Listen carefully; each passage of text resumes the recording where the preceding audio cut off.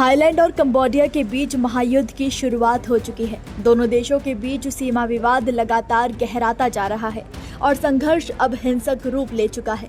24 जुलाई की सुबह दोनों देशों की सेनाओं ने एक दूसरे पर रॉकेट और तोपों से हमला कर दिया। संघर्ष की शुरुआत में ही 15 से ज्यादा लोगों की जान चली गई और 1 लाख से ज्यादा लोग इन क्षेत्रों से पलायन कर चुके हैं। कंबोडिया के सैनिक बड़ी तादाद में सीमा पर जमा हुए और हमले शुरू कर दिए। कंबोडियाई सेना ने थाईलैंड पर MLRS यानी मल्टीपल लॉन्च्ड रॉकेट सिस्टम से हमले शुरू कर दिए। थाईलैंड के कई शहरों में तबाही का दौर शुरू हो गया। सीमा के करीब स्कूलों में बच्चों को बंकरों में भेजा जाने लगा। थाईलैंड कंबोडिया की सीमा पर बसे गांव में अफरा तफरी और भगदड़ मच गई। थाईलैंड की वायुसेना ने कंबोडिया पर हमले शुरू कर दिए।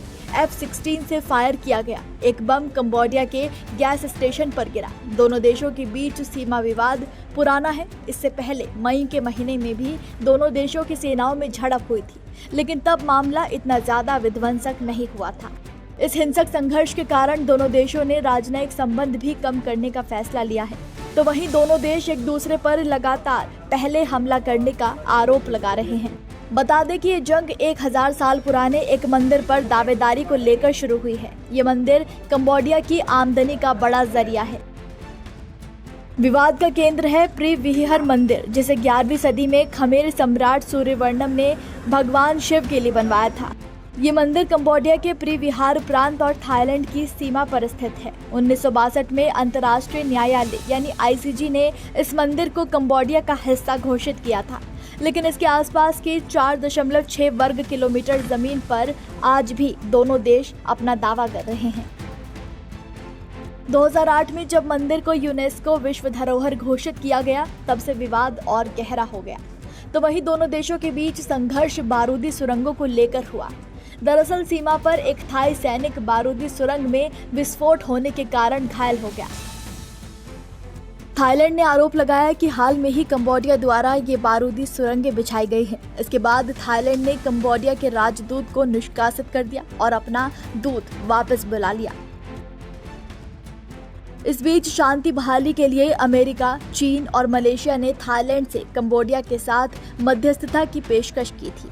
हालांकि थाईलैंड ने इसके लिए साफ इनकार कर दिया है। थाईलैंड के विदेश मंत्रालय ने कहा कि ये 2 देशों के बीच का मामला है। इसका सिर्फ द्विपक्षीय समाधान किया जा सकता है। अभी हमें तीसरे पक्ष के हस्तक्षेप की जरूरत नहीं है।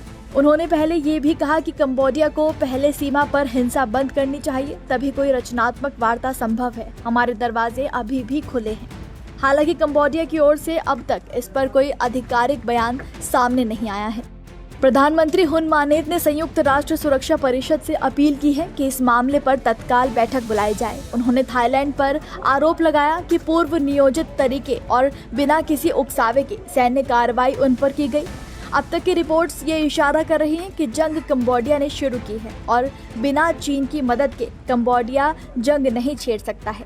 सामरिक स्तर पर दोनों देशों की तुलना करें तो कंबोडिया थाईलैंड से बहुत कमजोर है और यही संकेत है कि इतनी कमजोर हालत में भी उसने जंग छेड़ी है, तो इसके पीछे चीन का हाथ हो सकता है। नमस्कार, मैं हूं मानक गुप्ता। अगर आपको हमारा ये वीडियो पसंद आया हो तो इसे लाइक और शेयर जरूर करें, और हाँ, हमें सब्सक्राइब और फॉलो करना ना भूलें ताकि आप देश और दुनिया की कोई खबर मिस ना करें। तो जुड़े रहिए हमारे साथ और देखते रहिए न्यूज़ 24।